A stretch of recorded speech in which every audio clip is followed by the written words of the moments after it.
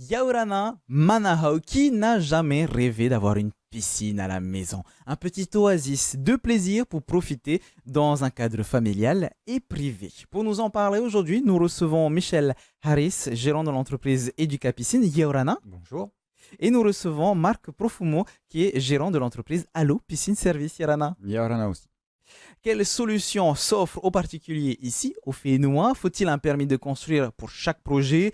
Quelles sont les alternatives à différentes piscines? Et surtout, comment profiter de son petit oasis de fraîcheur tout en respectant les règles? C'est ce qu'on va voir dans Manava, votre émission Info Service.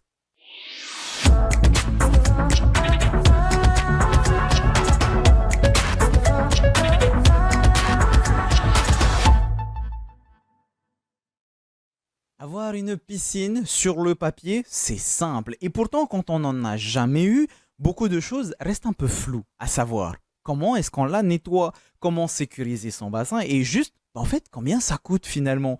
Aujourd'hui, on va passer en revue les différentes options pour que chacun puisse profiter de son petit coin fraîcheur en toute sérénité. Justement, on parle des règles et des formalités. Michel, on commence par la construction. Imaginons que j'ai une idée de piscine dans la tête. Est-ce qu'il faut un permis de construire pour une piscine? Comment ça se passe? Alors, l'idéal, c'est de se rapprocher de la commune, Mhm. des syndics de copropriété, parce qu'il peut y avoir des règles différentes suivant l'emplacement où tu veux faire ta piscine. D'accord. Nous, on ne les connaît pas forcément d'une commune à une autre. Donc, l'idéal, se rapprocher des autorités compétentes. C'est le plus simple. Quand on a ce genre d'émission, finalement, on essaie de se mettre à la place du public. Donc, imaginons que je me prends moi comme exemple. J'ai une belle maison, j'ai un grand jardin et je veux pouvoir avoir une piscine, par exemple, avec deux bassins. Marc, je me tourne vers toi. Si j'ai envie d'avoir une forme un peu spéciale, en longueur, en profondeur, etc., est-ce que je viens vous voir, vous, directement, ou est-ce que je vais voir avec un architecte, par exemple? Alors, le professionnel, il est plus spécifique Mhm. justement à traiter ce genre de sujet.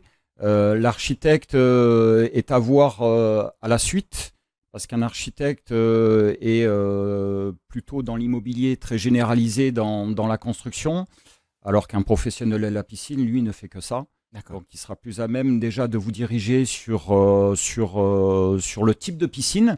Et après, le client, lui, peut justement faire appel à un architecte pour faire un suivi des travaux, faire une réglementation bien particulière, etc., etc., que le professionnel peut faire aussi, mais pas en termes de permis de construire. Parfait. J'ai écouté tes conseils, j'ai essayé de faire mes recherches sur les piscines et j'ai vu qu'il y en avait deux différentes, en tout cas en général.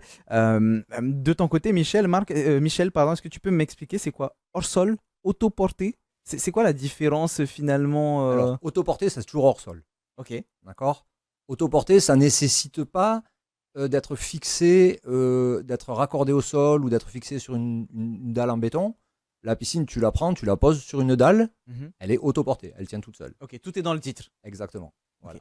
Les piscines hors sol, d'une manière générale, tu as toute la structure qui dépasse de ta piscine. Mais les piscines hors sol peuvent s'encastrer. D'accord. Elles Mhm. peuvent être hors sol d'un côté, elles peuvent être à fleurs, on peut faire un deck autour, on peut faire.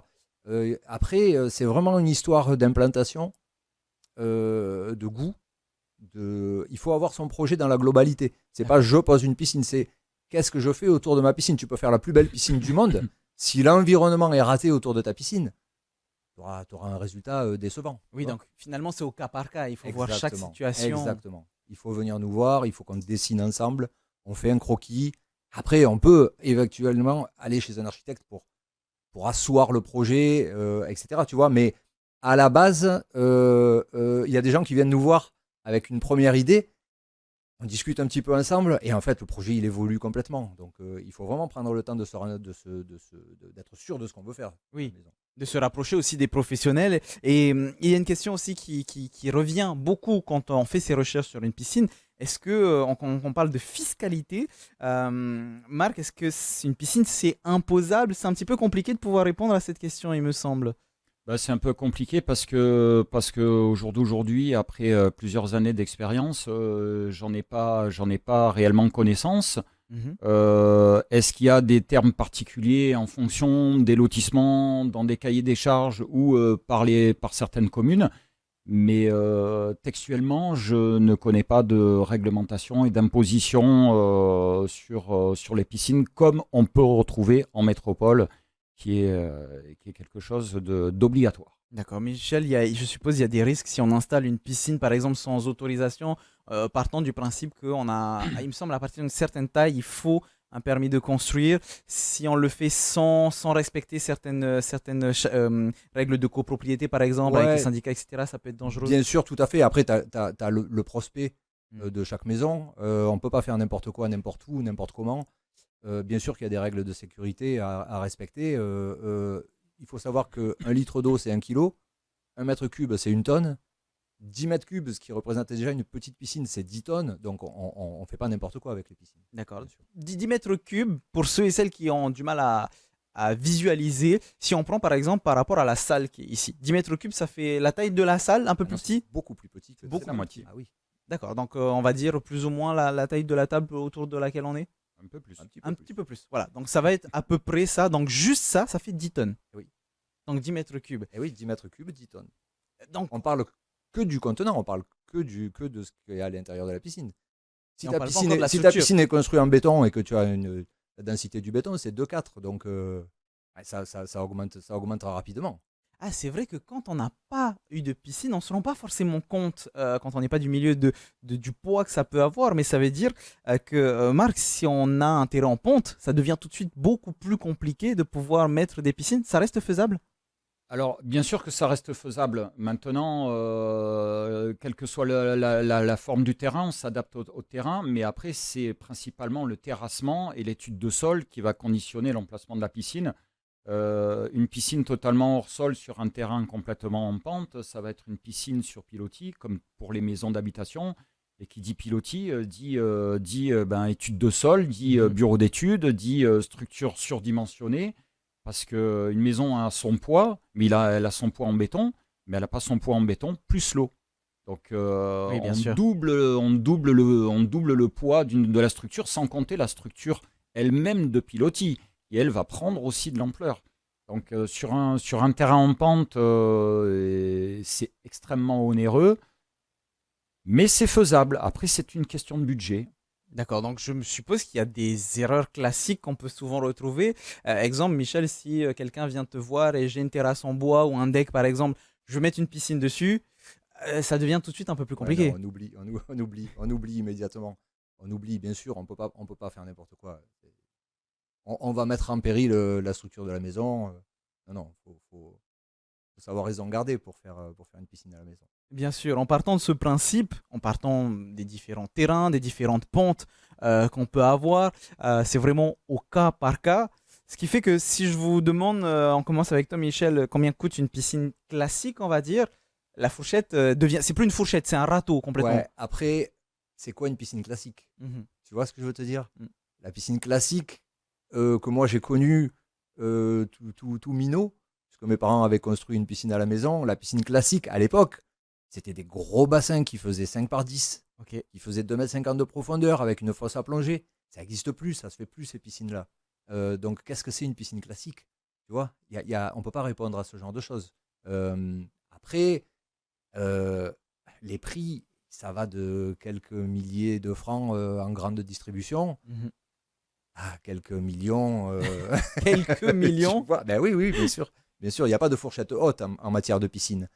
Une piscine de 20 mètres cubes, on peut la faire pour un certain prix, mais avec les équipements, tu peux doubler les prix de ta piscine. Mhm. Si tu mets une pompe à chaleur, si tu mets une couverture, si tu mets, tu vois, ça va super vite. Donc, en fait, chaque projet est différent. Chaque budget est différent. Nous, notre boulot, c'est de bien encadrer ça, de proposer un budget et de s'y tenir. Pareil, tout à l'heure, on donnait l'exemple des pentes. Ça veut dire que, Marc, en fonction des pentes, en fonction aussi de la structure, parce que ça devient tout de suite beaucoup plus complexe, pareil, là, ça peut vite augmenter en termes de prix, finalement. Complètement. Complètement. Et puis après, il existe plusieurs modèles de piscines et ça peut aller, ça peut augmenter crescendo de 30 à 40% si on passe d'une piscine industrialisée, par exemple, Mhm. en panneau. Donc, il y a des piscines en kit qui existent. Et après, on passe sur de la construction béton. Il y a plusieurs types de construction béton. Vous avez de la construction béton en parpaing, vous l'avez en béton banché, et etc., etc. Et après, vous pouvez passer de la piscine classique, donc avec skimmer, donc piscine standard, Oui. à une piscine à débordement qui va avoir un impact supplémentaire sur le prix. Et après, à une piscine à effet miroir qui, là, sera un peu le summum de la piscine et qui celle-là, sera encore beaucoup plus onéreuse que le reste. Ça prend combien de temps? Puisque là, on parle du prix, mais aussi le temps aussi, ça peut être différent en fonction de l'endroit, en fonction, là, on parle de terrain en pente, de difficulté. Il n'y a pas de fourchette. Tout est conditionné premièrement par la surface que prend le bassin, premièrement.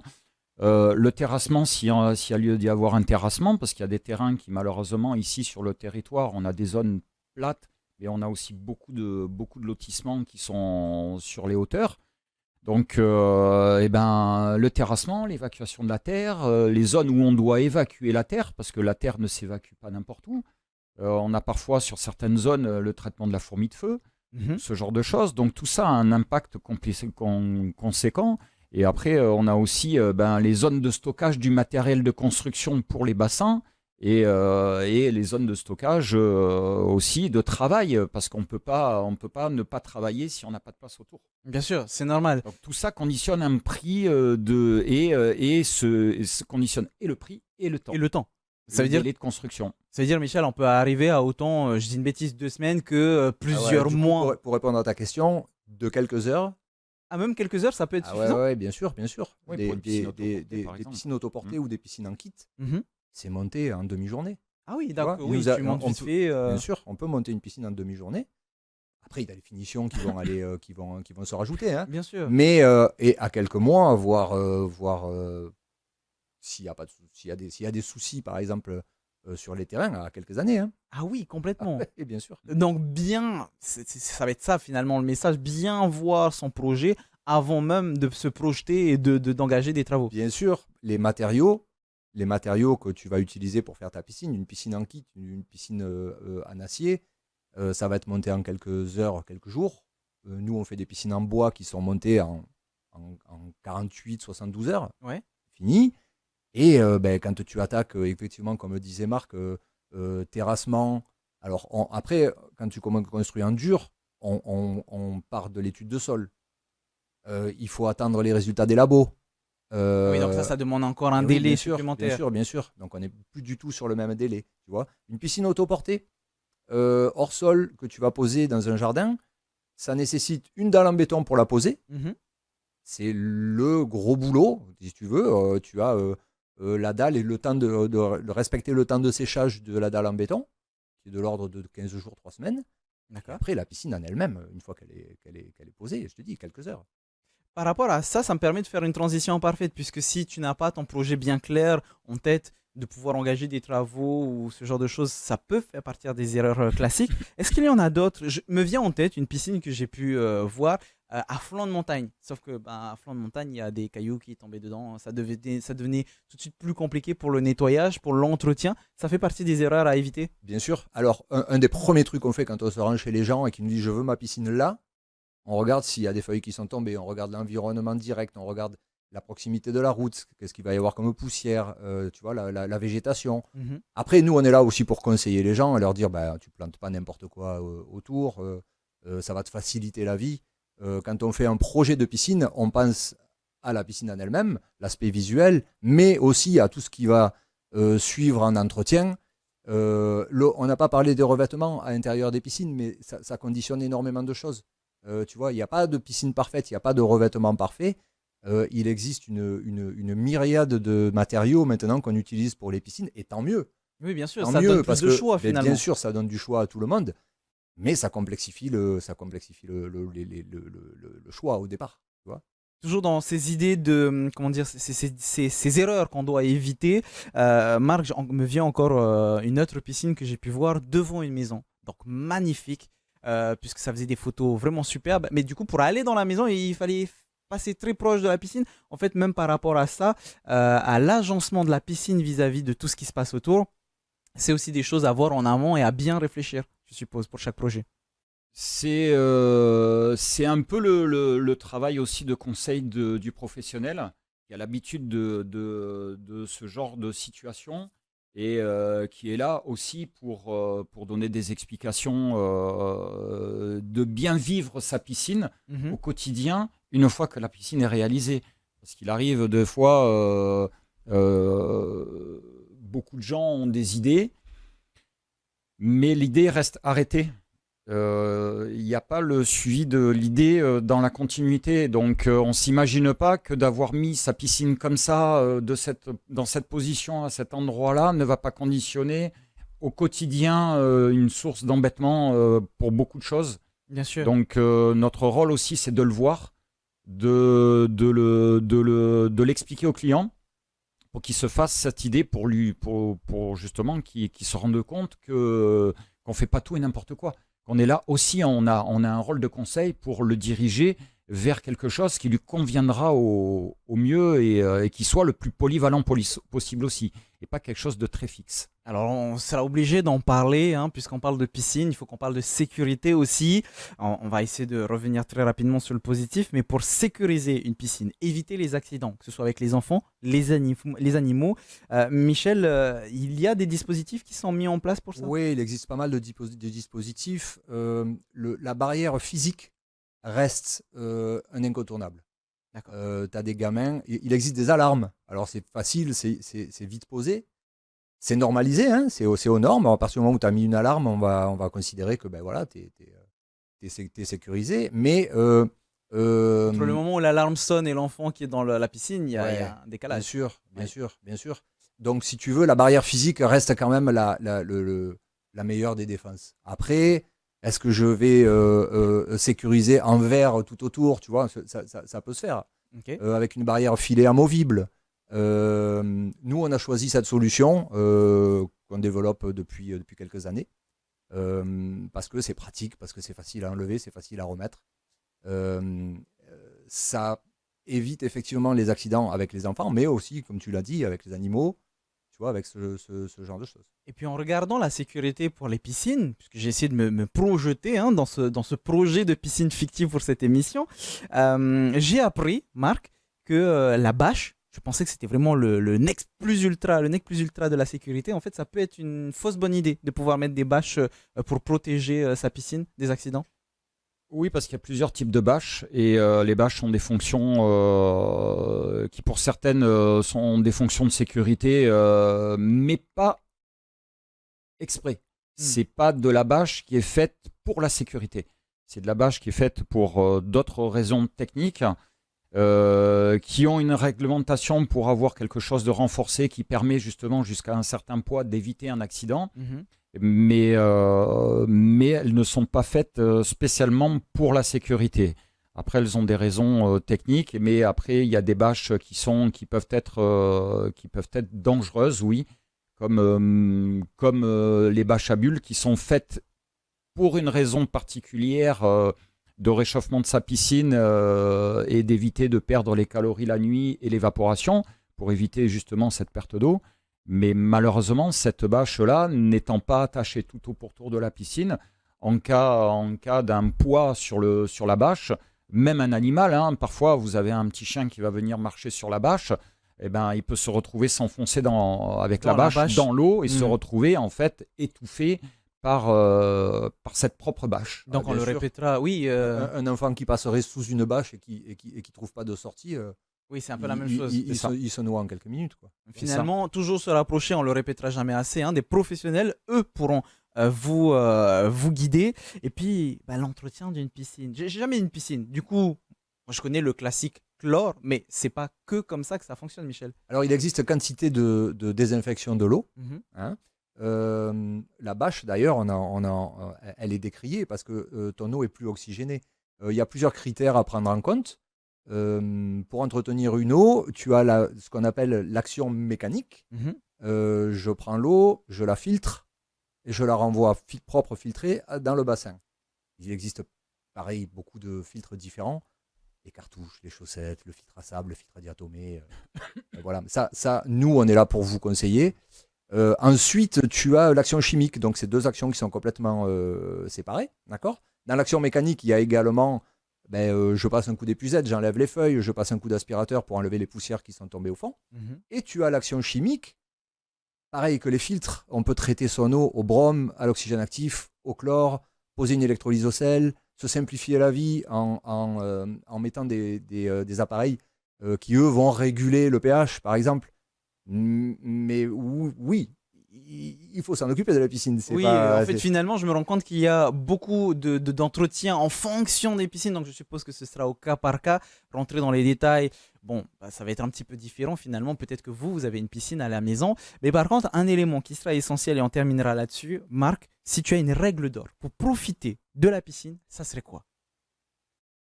Une règle d'or pour profiter de sa piscine. Oui. L'apéro. Avec modération. Il y a l'apéro, bien évidemment. On peut l'utiliser aussi de manière un petit peu sportive, en faisant un petit peu de nage à l'intérieur grâce à des appareils comme des élastiques ou des vélos, pour en profiter plus pleinement. Mais après, la piscine étant un élément de confort, il ne faut pas oublier que si vous voulez la rentabiliser, le mieux c'est de l'exploiter. Donc c'est de s'y baigner.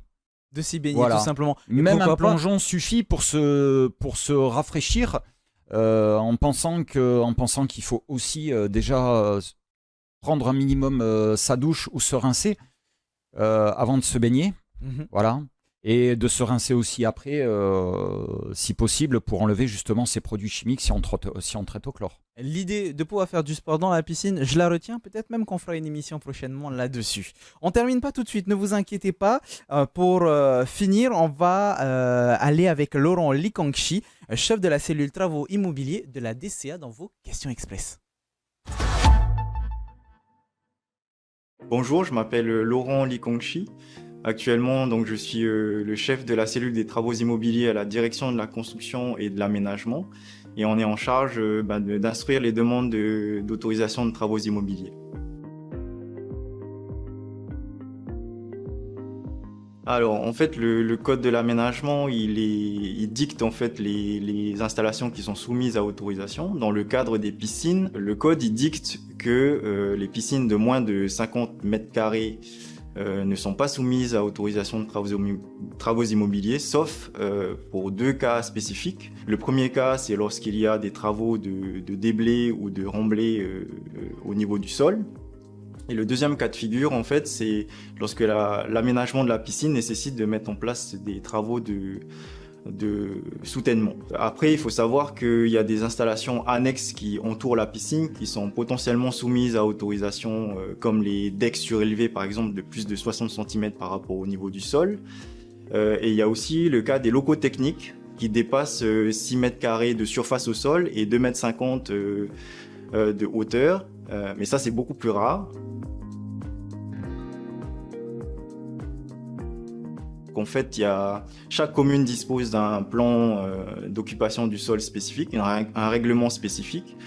Du coup, il y a des communes qui disposent ce qu'on appelle d'un plan général d'aménagement, un PGA. D'autres qui, par défaut, en fait, n'ont pas de PGA, donc qui sont directement régis par le Code de l'aménagement de Polynésie française. Ces différentes réglementations, elles vont définir des règles d'occupation du sol, donc définir qu'est-ce qui est autorisé ou non, et définir les règles d'implantation des constructions vis-à-vis des limites de propriété. Ensuite, si vous habitez dans un lotissement, le lotissement, en fait, il a un règlement de construction ou un cahier des charges qui va définir des règles complémentaires qui sont propres, quoi. Par exemple, il y a des lotissements qui vont définir la nécessité de faire une étude de sol préalable avant la réalisation du projet. Et il va y avoir aussi la nécessité, des contraintes d'urbanisme propres pour reculer les piscines par rapport aux limites dans certains lotissements aussi.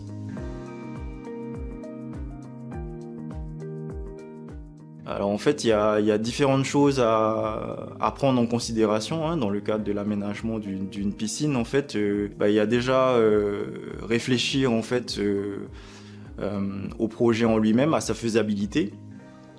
Donc vérifier les dispositions qui sont applicables en termes de règles d'implantation pour savoir si le projet il est faisable ou pas déjà sur votre terrain. Ne pas hésiter à faire une étude de sol qui va permettre de définir en fait la composition du sol et donc définir la faisabilité du projet sur un point technique. Il va y avoir aussi le côté financier à prendre en considération parce que il faut tenir compte de la construction, enfin des coûts de construction de la piscine, mais aussi de ses coûts d'entretien tout au long de sa vie et tenir compte en fait de la partie fiscale.